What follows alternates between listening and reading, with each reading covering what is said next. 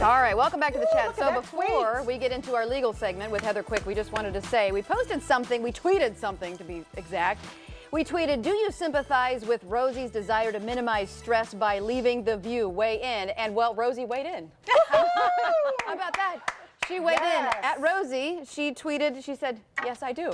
So there you go. Yes. So listen, I just want to say, I don't know if there are any openings right now. I honestly don't know that, but we could get back to you. I mean, maybe after, I don't know, $5 million, 11-month contract. I don't know if we can swing it on the show, but there you go. We can do a trade out. We can swap. Right? We could go and finish her contract on The View, and then she could come here, and it'll be like a timeshare, right? On The View. All right. Well, if you weren't with us earlier, one of the things that we talked about at the top of the show, Bobby Christina Brown, the daughter of Whitney Houston, who is still, by the way, on life support at an Atlanta hospital. TMZ, we talked about this, that there's a criminal investigation into her death, saying that there may have been foul play.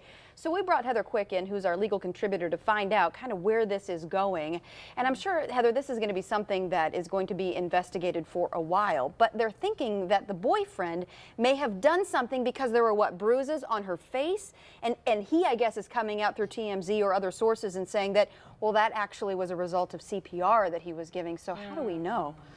Well, they'll figure a lot of that out through the criminal investigation. And when we look at the percentages of deaths from domestic relationships and when we have domestic violence, it's very high. So, I mean, it's but we don't really, know. we don't know at all. It's all, speculation at this point.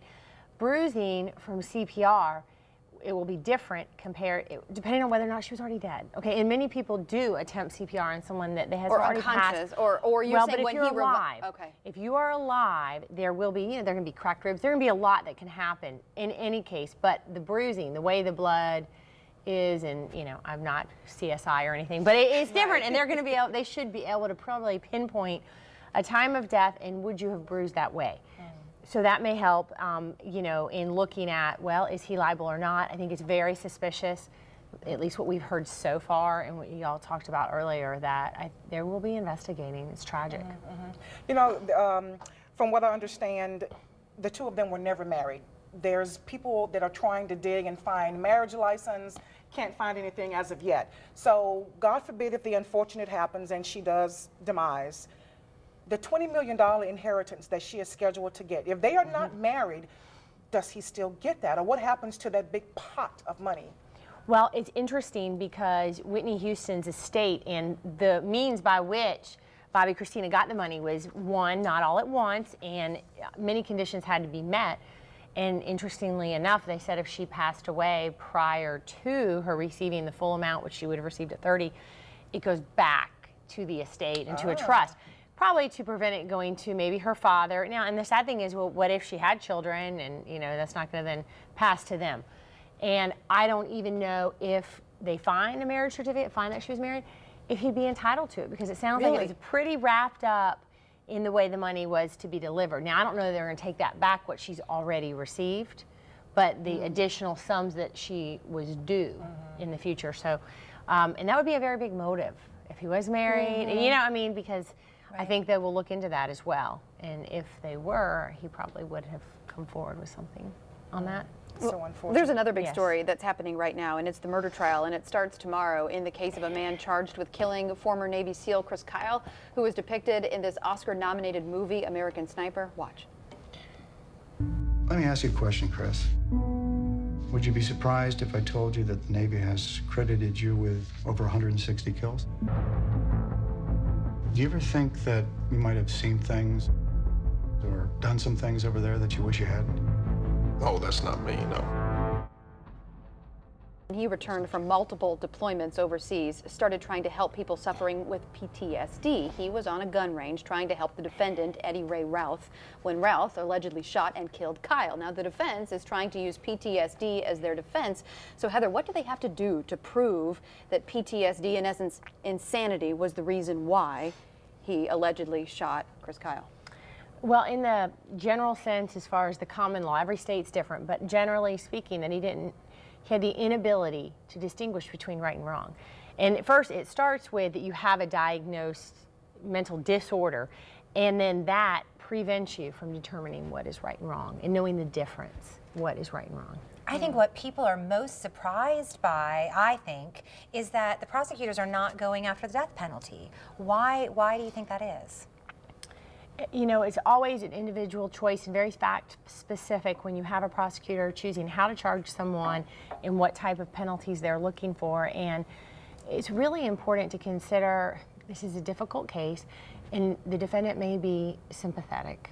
I know, I mean, he's killed a man, but Right. he also has some of his own issues. And when you are taking a case in front of a jury, not that is a reason to mitigate for guilt or innocence would be that, but if you're seeking the death penalty, sometimes you're dealing with human beings on a jury, and it's important to look at how they are going to feel about the defendant. And maybe he's been through so much and he's not somebody who we would want to see get the death penalty. Right. There's a lot that goes into it on that factor. So if they're seeking, is it first degree murder that they're first degree Yes. murder? So does the jury then know that they're seeking the death penalty or not seeking the death penalty? Do the jurors know that, or are they only looking at first degree murder? The first phase of the trial will be just guilt or innocence, and then there is going to be a sentencing phase that will delve into that. But generally, prosecutors let the jurors know what's at stake and on the table. I think that's important for them to know, because then they can maybe understand the seriousness with which the one defendant faces, and also the defendant wants you to know, and their counsel, because if they're thinking, hey, maybe we can sympathize and this is too harsh of a penalty, maybe we can, use that to our advantage. It's such an art in trying a case, and there's the legal issues, of course, but there's so much that goes finding a jury. into. Well, yeah, I mean, they seated a jury, but it is a small town. And the people in this town, there are signs about American Sniper and Chris Kyle, we love you, and stuff like that. And this movie, I mean, it's been a box office bonanza. So to have a fair and impartial jury, that's got to be difficult when you're talking small Texas, rah-rah, patriotic town, this movie, and now this. I think that's a real challenge for the prosecutors as well as the judge, and instructing the jury in what they went through to pick them.